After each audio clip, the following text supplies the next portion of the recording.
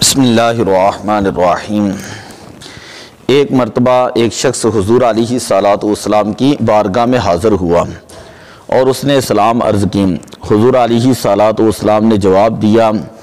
اور ارشاد فرمایا قم فصلی فإنک لم تصلی، کہ تو جا دوبارہ نماز ادا کر، جو تو نے پہلی نماز پڑھی ہے وہ تیری نماز نہیں ہوئی۔ وہ شخص جاتا ہے اور دوبارہ نماز ادا کرنے کے بعد دوبارہ حضور علیہ الصلوۃ والسلام کی بارگاہ میں حاضر ہوئے تو حضور علیہ الصلوۃ والسلام نے فرمایا قم فصلی فإنک لم تصلی، کہ تو جا کے نماز ادا کر، تو نے نماز ادا نہیں کی۔ جب وہ دو مرتبہ ایسے معاملہ ہوا، تیسری مرتبہ پھر وہ حاضر ہوا تو حضور علیہ الصلوۃ والسلام نے یہی ارشاد فرمایا۔ تو عرض کی یا رسول اللہ صلی اللہ علیہ وسلم، آپ جو ہے وہ حکم ارشاد فرمائیں کہ کیسے میں نماز ادا کروں۔ تو حضور علیہ الصلوۃ والسلام نے فرمایا تھا کہ تو نہ تو نماز کے اندر قیام پورا کرتا ہے، نہ نماز کے اندر رکوع پورا کرتا ہے، اور نہ ہی نماز کے اندر سجدہ پورا کرتا ہے۔ پھر آپ صلی اللہ علیہ وسلم نے فرمایا کہ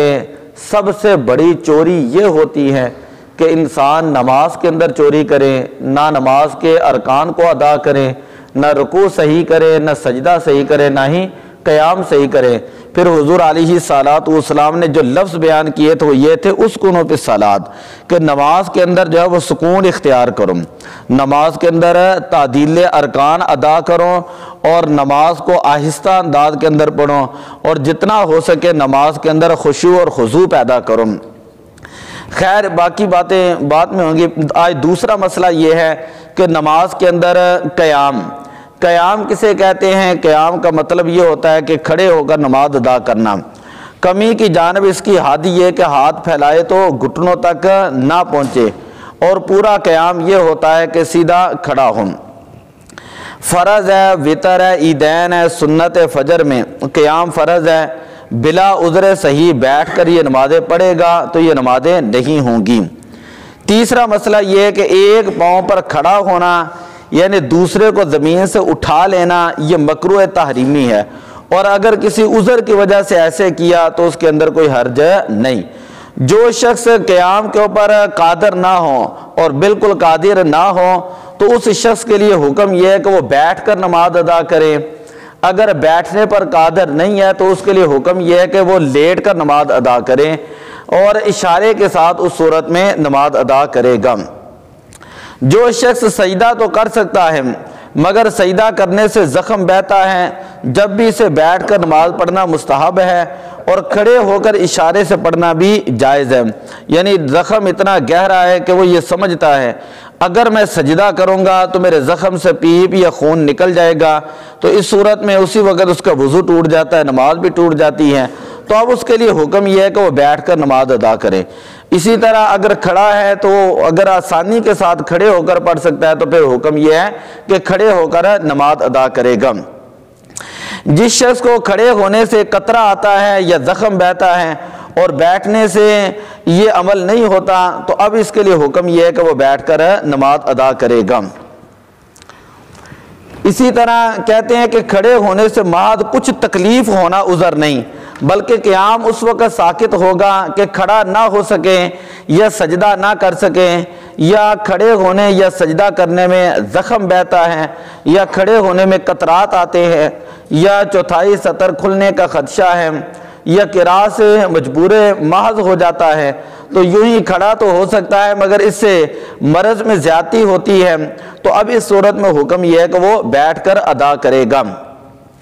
اگر لاٹھی ہے، خادم ہے، یا دیوار پر ٹیک لگا کر کھڑا ہو سکتا تھا تو فرض ہے کہ کھڑا ہو کر نماز ادا کریں۔ آج کل عموماً یہ بات دیکھی جاتی ہے جہاں ذرا بخار آیا یا تھوڑی سی تکلیف آئی تو بیٹھ کر نماز شروع کر دی جاتی ہے، حالانکہ وہی لوگ اسی حالت میں 10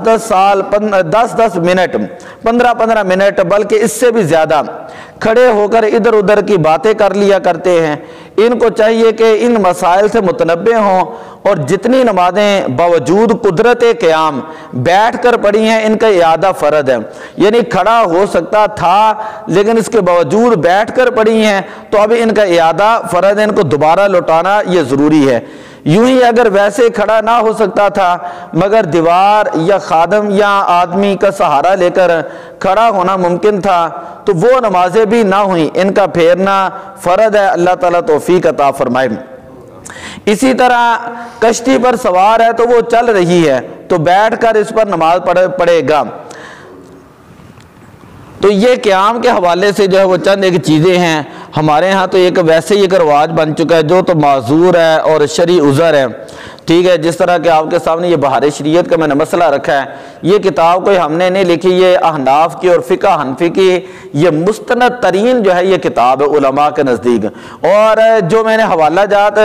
تو میں نے بیان ہی نہیں کیا کہ جو یہاں پہ مسائل لکھے گئے ہیں وہ غنیہ کے مسائل ہیں، در مختار کے مسائل ہیں، یعنی آپ عربی کی جو بڑی بڑی کتابیں ہیں نا وہاں پر آپ ان مسائل کو جو ہے وہ پڑھ سکتے ہیں۔ تو آج جس کو تھوڑی سی ذرا سی بھی تکلیف ہوتی ہے وہ بھی کہتا ہے میں کرسی کے اوپر نماز پڑھ لوں گا، ہیں گھر سے آتے ہیں ٹھیک ٹھاک ہوتے ہیں، ہٹے کٹے ہوتے ہیں، کوئی بیماری نہیں ہے، کوئی کچھ نہیں ہے، آپ لاکھ ان کو مسائل سمجھائیں لیکن ان کی عقل کے اندر ایک ہی بات ہے کہ ہم نے کرسی کے اوپر ہی نماز پڑھنی ہے۔ حالانکہ علماء کا اس کے اندر اختلاف ہے، کرسی کے اندر مختلف ہی مسئلہ ہے تو ہم اس کے اوپر کوئی زیادہ بحث نہیں کرتے ہیں، لیکن جو بندہ گھر سے آ سکتا ہے اور سارے باقی معاملات وہ بندہ کر سکتا ہے تو اس کا حق ہے کہ وہ زمین پہ بیٹھ کے نماز ادا کرے، اگر بیٹھ کے نہیں پڑھ سکتا تو کھڑے ہو کر نماز ادا کرے۔ آپ نے یہ مسئلہ ابھی سنا ہے کہ اگر دیوار کے ساتھ سہارا لے کر وہ اللہ اکبر کہہ سکتا ہے نا، اتنی طاقت ہے کہ وہ صرف اللہ اکبر کہے گا تو اس کے لیے بھی حکم یہ ہے کہ وہ کھڑے ہو کر جو ہے وہ اللہ اکبر کہے، باقی نماز وہ بیٹھ کر ادا کرے گا۔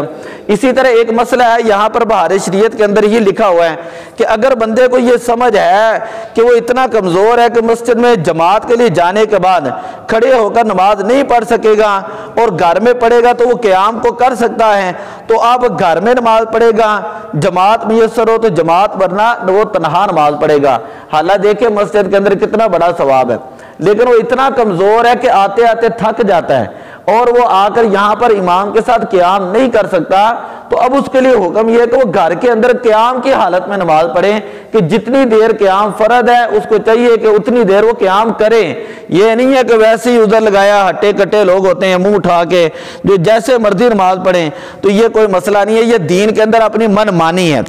تو دعا ہے اللہ تعالیٰ عمل کی توفیق عطا فرمائے۔ الصلاۃ والسلام علیک یا رسول اللہ وعلی آلک و اصحابک۔